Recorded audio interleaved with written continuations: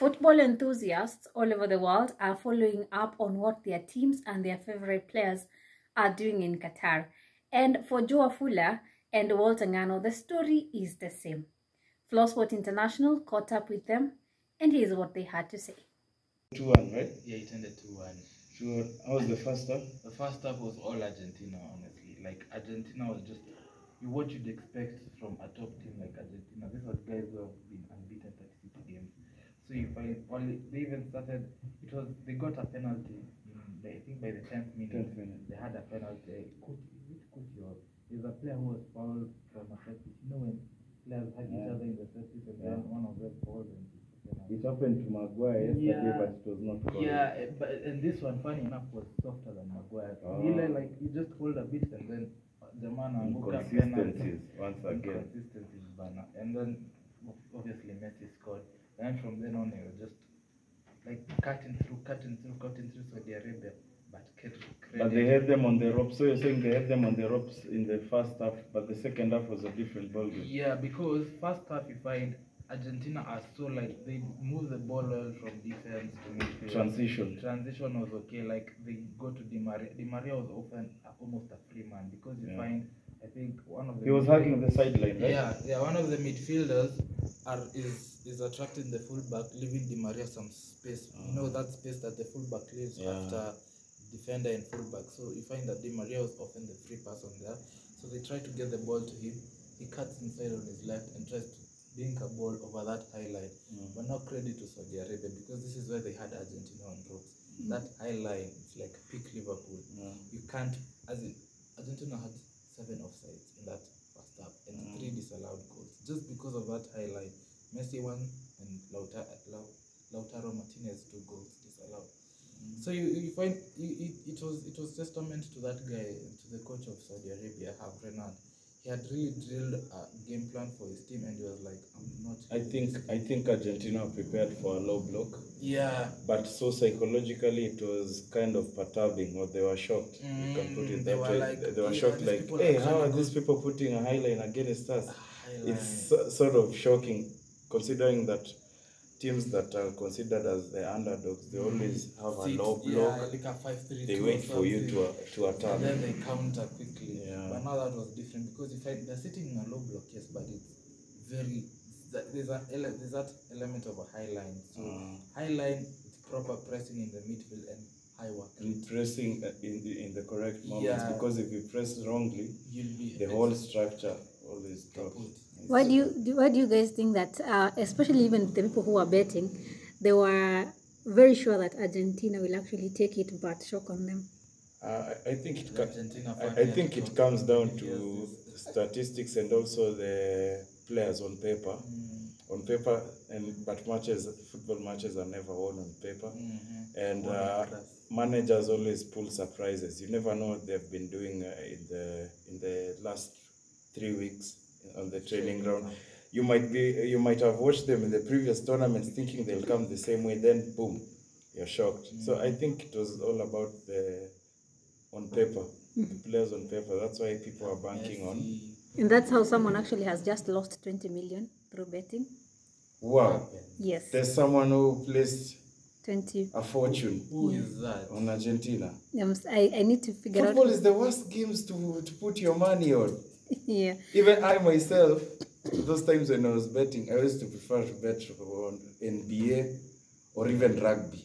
It's easier. Football is stressful. But you can't really blame them because if you find that the Argentina team that's gone 36 games unbeaten, they are 1 game away from tying the record with Italy, which is 37, and then beating it 38. Now you find a team that's been on that run, won the Copa America in the process. They have Messi in like peak form. You could argue he's been one of the best players this season. So it's really hard to bet against Argentina. But then football is football. Yeah, like football is a game of chances. Yeah. It's either if you don't take your chances, football is one of the most, if not the most, unforgiving games whereby you find that you've dominated all the statistics, shots on targets, passes completed, but then your opponent just gets that one half chance. scrappy goal.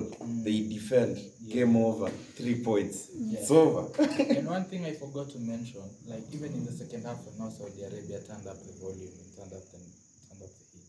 These guys, they scored 2 goals in 5 minutes. Like one attack, Argentina dominates for a while, and then another attack, goals. And also the keeper. He was actually given the player of the match award. The keeper was really commanding, like, you know, Argentina would have the high balls into the box. He'd come out super keeper like Prime. Also in set pieces, he'd handle the ball well, and the communication. And communication. You find that he's very authoritative. He's a tall guy, he's a big guy.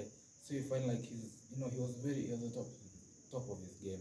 And also the saves he made. I remember like when the game was ending, Messi had this chance. Messi and Alvarez, 2 headers saved by the keeper. It was all the same ball coming from the right, from Di Maria's foot to either Messi or Alvarez's head, and he saved it. It was really top performance from that goalkeeper.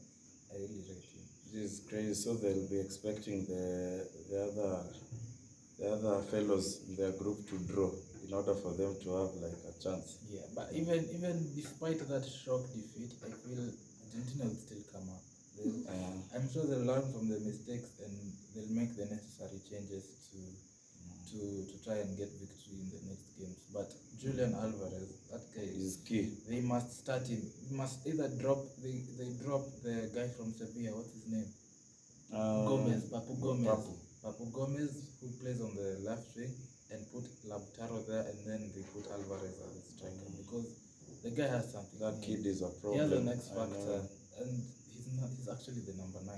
So they should really try to accommodate him because they play in a 4-2-3-1. Hopefully the coach has done his homework. Lionel Scaloni, you have work to do. Anyways, top game. I really enjoyed watching that game. I'm not an Argentina fan. Yesterday I was hurt. The Senegal-Netherlands game, it was like a dagger shot. Edward Mendy, man. These guys, first half, game management, but what was written all over that match was that they really needed Sadio Mane. Like that experience up front, because they were creating chances, but when they reached the Dutch box, the Netherlands box, they looked somehow clueless on what to do. You can't depend on Ismail Assar, who's in the championship. Inexperienced. But a big game player like Sadio Mane, this is a guy who's been on the spotlight, the Champions League finals, Premier League.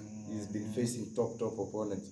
So when it comes to such like tournaments, you need that leader up front who will tell the guys, come on, let's go.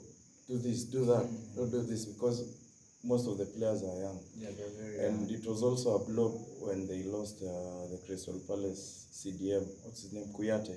He's in Kuyate. Forest right now. My bad.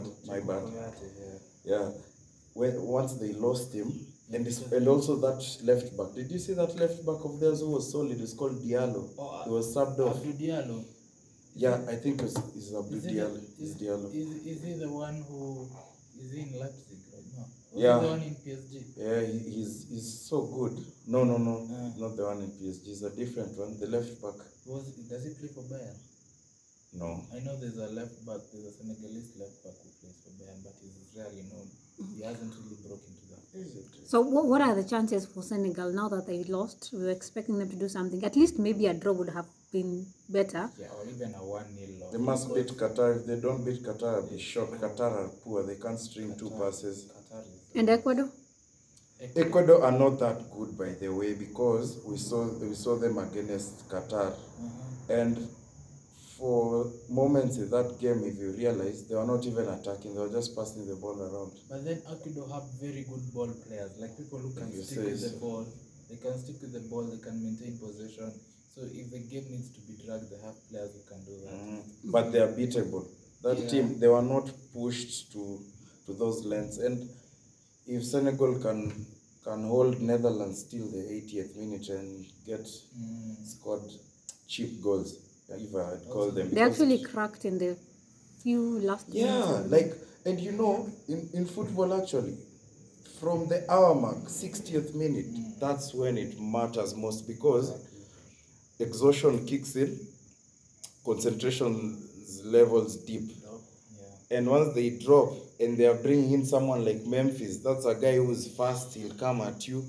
If you're not stable, definitely you'll crack. And also the timing. Mendy is replicating his bad form in the club towards the national Mendy team. honestly needs to improve. As a Chelsea fan, I know what it feels like to be the victim of Mendy's faults as in goals. So the guy really needs to improve, or else Senegal will just bow out of the competition because of him. What about Africa as a whole? 5 teams are there. Who are you routing for to go at least past the quarters? Because that's where most quarterfinals. That's where most teams go down. For me, I think from the teams I've watched, I can root for Ghana because of their coach Otto Addo was at Borussia Dortmund at some point, and I've watched their games. In fact, I also watched the Ghana vs Nigeria last game before they qualified. It's not easy to pick points in Abuja, I can tell you for free. Nigeria don't lose qualifiers at home, maybe away. But what really shocked me about this coach is that his flexibility, tactical. This guy can switch up to 3 formations or 4 in a game. Like he's not just dependent on one formation. No, he has a plan A, plan B, plan C, and he knows the players to put to execute a certain style of play. I think Ghana, if their performances are anything to go by, even the friendly they played the other day, it was against there's a friendly they played the other day. It was not Portugal. Portugal played Nigeria. There's a friendly match I've watched Ghana. Oh, Belgium. No, that was Egypt. That was Egypt. Yeah. There's a friendly, it's just slipped my mind, but they played really well. I watched that game. So for you, it's Ghana. For you? Nigeria that? No, they were chucked by Ghana. Cameroon is there. Cameroon, Senegal is there. Ghana, Tunisia, and Morocco, right? Yes. Those are the 5 African teams. Yeah. It would have been Senegal, but it was Senegal. But after that performance, I don't know. I'll have to wait for all the teams to all the African teams to play. But I feel like these competitions like World Cup, the African teams with the high chances of success are the Arab teams. Gentle Denmark vs Tunisia has ended 0-0. Yeah, you see, like Tunisia, you see, like the Arab countries, the Arab African countries normally have the higher chance of reaching further in this tournament. But we'll see. For me, it's Senegal, 100%. After all African teams are out, who would you be? My first team was always Brazil. My first team was Argentina. My second team is always Spain, considering the style of play. I always love the way they play. They are composed. Yeah. They don't just hoof the ball upfield anyhow. They are more of brainiacs as far as football IQ is concerned. All right. Yeah. Thank you for watching Flowsport International. If you have not subscribed, this is the time to hit that subscribe button. Until next time, see you around.